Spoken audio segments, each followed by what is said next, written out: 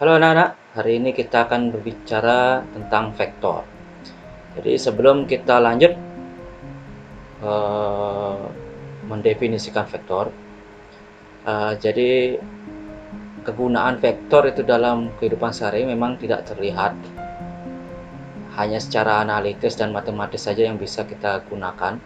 Namun kita bisa bayangkan bahwa vektor itu seperti halnya sebuah mobil yang melaju dengan kecepatan tertentu dan dengan arah tertentu, seperti itu.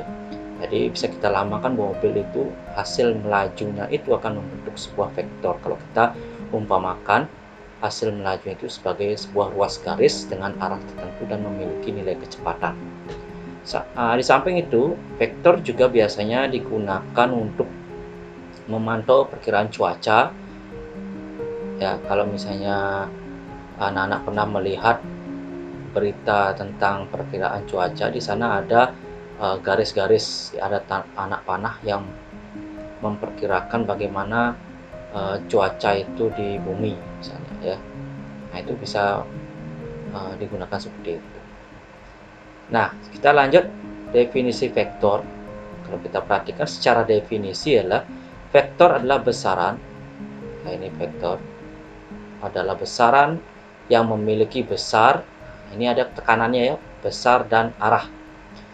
Jadi vektor itu adalah suatu besaran yang memiliki besar dan arah. Besar itu apa? Nilai vektor tersebut. Arahnya berarti dia memiliki suatu arah tertentu yang dituju. Nah, seperti lihat pada gambar ini.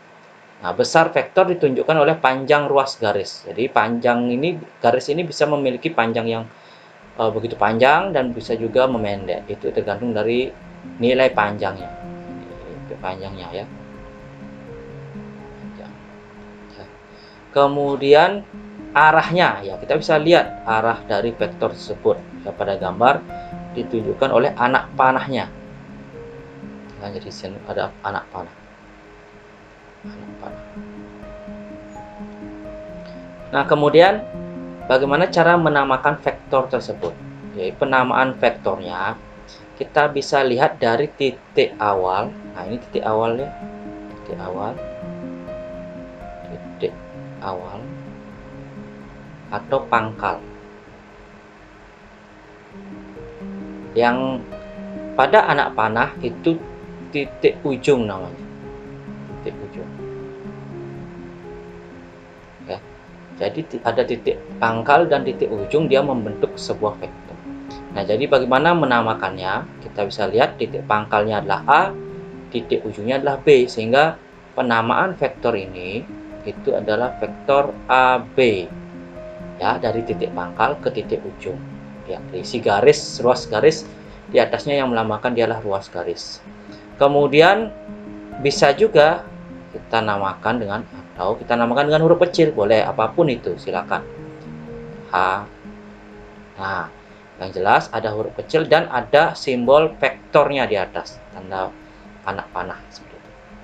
Nah, kemudian titik pangkal dan titik ujung ini kalau kita sajikan dalam bidang kartesius, kalau dia disajikan dalam bidang kartesius, maka titik pangkal dan titik ujung itu adalah titik koordinat.